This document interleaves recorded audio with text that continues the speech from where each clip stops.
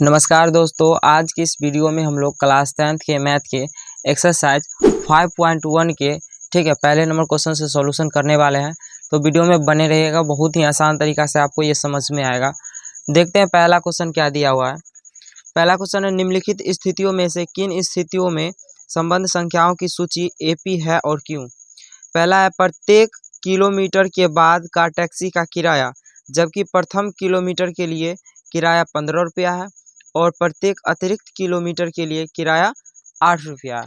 ठीक है, आपको बताना है कि ये जो वाक्य दिया हुआ है, ये जो सेंटेंस पहला दिया हुआ है, ये एपी में है या नहीं। ठीक है, चलिए देखते हैं। प्रथम किलोमीटर के लिए जो है टैक्सी का किराया 15 रुपया है और प्रत्येक अतिरिक्त जितना ज़्यादा किलोमीटर जाएगा उसके लिए किराया कितना है, 8 रुपया। तो देखिए, पहले किलोमीटर के लिए उसको किराया 15 रुपया देना पड़ेगा और जब वो दूसरे किलोमीटर जाएगा तो उसको 8 रुपया ज़्यादा देना पड़ेगा। तो 15 8 कितना हो जाएगा, 23। फिर उससे अगला तीसरा किलोमीटर जाएगा तो उसको 8 रुपया और ज़्यादा देना पड़ेगा। तो 23 8 कितना हो जाएगा, 31। तो इस तरह से वो क्या हो जाएगा, बढ़ते जाएगा। तो आप यहाँ देख सकते हैं कि हर किलोमीटर में उसका 8 रुपया बढ़ रहा है। तो ये एक श्रृंखला बन गया, श्रृंखला बन गया कि नहीं। अब ये एपी में है कि नहीं, तो देखिए ये बिल्कुल एपी में है। क्यों? क्योंकि इसके हर एक किलोमीटर के बीच का डिफरेंस 8 ही आ रहा है। तो जब कोई भी श्रृंखला का बीच का डिफरेंस जब सेम आता है तो वो एपी कहलाता है। क्या कहलाता है? अरिथमेटिक प्रोग्रेशन कहलाता है। ठीक है, चलिए देखते हैं दूसरा क्वेश्चन क्या कह रहा है। देखिए दूसरा क्वेश्चन कह रहा है कि किसी बेलन में उपस्थित हवा की मात्रा जबकि वायु निकालने वाला पंप प्रत्येक बार बेलन की शेष हवा का 1/4 भाग बाहर निकाल लेता है। अब इसको ध्यान से आप लोग समझिएगा। जैसे मान लीजिए कि उस बेलन में शुरुआती दौर में 1 हवा था। कितना था? 1। ठीक है, उसके बाद क्या कहता है, पहली बार में एक में से 1/4 वो बेलन में से हवा निकालता है। तो एक में से जब हम 1/4 को निकाल देंगे तो ये बचेगा कितना, तो 4 - 1 तो 3/4। कितना हवा बचेगा, तो 3/4। ठीक है, यहाँ पे हो जाएगा 3/4। ठीक, उसके बाद देखिए फिर जो हवा बचा है उसमें से फिर से 1/4 निकाल लेंगे। तो 3/4 में से जब हम 1/4 निकालेंगे तो ये बचेगा 2/4, यानी काट के कितना, 1/2। 1/2 बचेगा।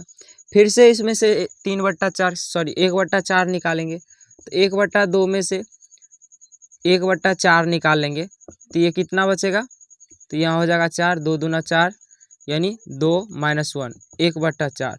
कितना बचेगा, 1/4। अब यहाँ पे आप ध्यान से देखिए कि प्रत्येक पद का यहाँ पे भी डिफरेंस 1/4 आ रहा है। कितना आ रहा है, 1/4।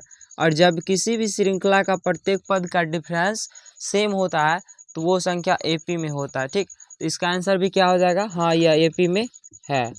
हाँ यह एपी में है। ठीक, एपी में है। क्यों है? क्योंकि इसके प्रत्येक पद का डिफरेंस सेम है। ठीक, अब चलिए देखते हैं दूसरा क्वेश्चन क्या दिया हुआ है।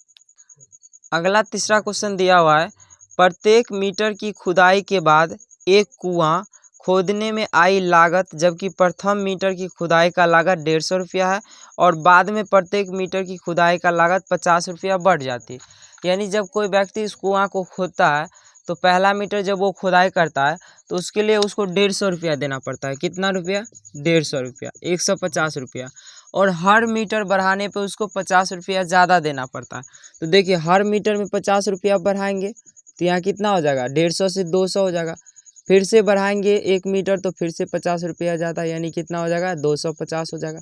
फिर से बढ़ाएंगे तो कितना हो जाएगा, ये 300 हो जाएगा। इस तरह से क्या होगा, ये बढ़ते जाएगा। तो आप देख रहे हैं कि हर किलोमीटर पे जो है उसका हर मीटर खुदाई करने पे जो है उसका डिफरेंस क्या 50-50 का आ रहा है। तो जब ये डिफरेंस सेम आया तो वो क्या एपी में होगा। किसी भी श्रृंखला का आप याद रखिएगा, जब डिफरेंस सेम आता है तो एपी में होता है। ये बात हम बार बार कह रहे हैं। ठीक है, अब चलिए देखते हैं एक और क्वेश्चन इसमें दिया हुआ है, उसको कैसे बनाते हैं। ठीक, अगला क्वेश्चन इसमें दिया हुआ है कि खाते में प्रत्येक वर्ष का मिश्रधन जबकि 1000 रुपया की राशि 8% वार्षिक दर से चक्रवृद्धि ब्याज पर जमा की जाती है। अब आपको इस क्वेश्चन को समझ के ही बताना है। देखिए चक्रवृद्धि ब्याज पैसा दिया है जो है 10,000 रुपया। कितना रुपया, 10,000 दिया है, हाँ 10,000 रुपया। ठीक है, और इस पे दर दिया है, रेट दिया है 8%। अब देखिए एक होता है चक्रवृद्धि ब्याज और एक होता है साधारण ब्याज। साधारण ब्याज में क्या होता है कि प्रत्येक साल का ब्याज सेम होता है। जैसे मान लीजिए कि अगर आप किसी से 5,000 रुपया कर्ज लेते हैं और उसका पहला मंथ का जो है उसका जो ब्याज है 500 रुपया है, तो दूसरे महीना में भी आपको 500 ही देना पड़ेगा, तीसरा में भी 500 ही, मतलब जितना महीना के लिए आप उसको रखिएगा उतना महीना का ब्याज आपको सेम देना पड़ेगा। लेकिन चक्रवृद्धि ब्याज में ऐसा नहीं होता है।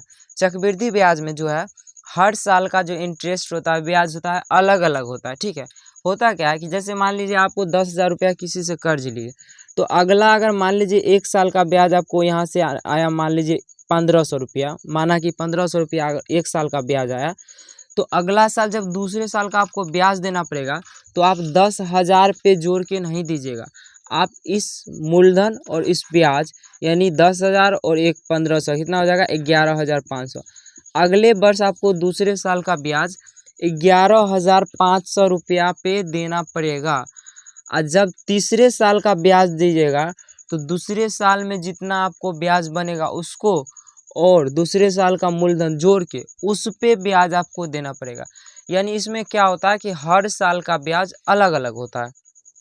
तो यहाँ पे आप समझिए कि जखनी अलग अलग आएगा यानी कि प्रत्येक पद का डिफरेंस अलग अलग होगा। पहले साल का मान लीजिए 1,500 होगा माना कि, तो दूसरे साल का इससे ज़्यादा हो जाएगा, तीसरे साल का इससे ज़्यादा होगा। क्या ये हमेशा सेम आ रहा है? नहीं आ रहा है। तो जब सेम नहीं आ रहा है तो ये एपी में नहीं होगा। क्यों नहीं होगा? क्योंकि इसके प्रत्येक साल का ब्याज अलग अलग है। ठीक है, आपको समझ आया होगा ये चारों क्वेश्चन। तो वीडियो को लाइक कीजिएगा, शेयर कीजिएगा और चैनल को सब्सक्राइब कर लीजिएगा। मिलते हैं अगले वीडियो में दूसरा क्वेश्चन को कैसे हम लोग बनाएंगे।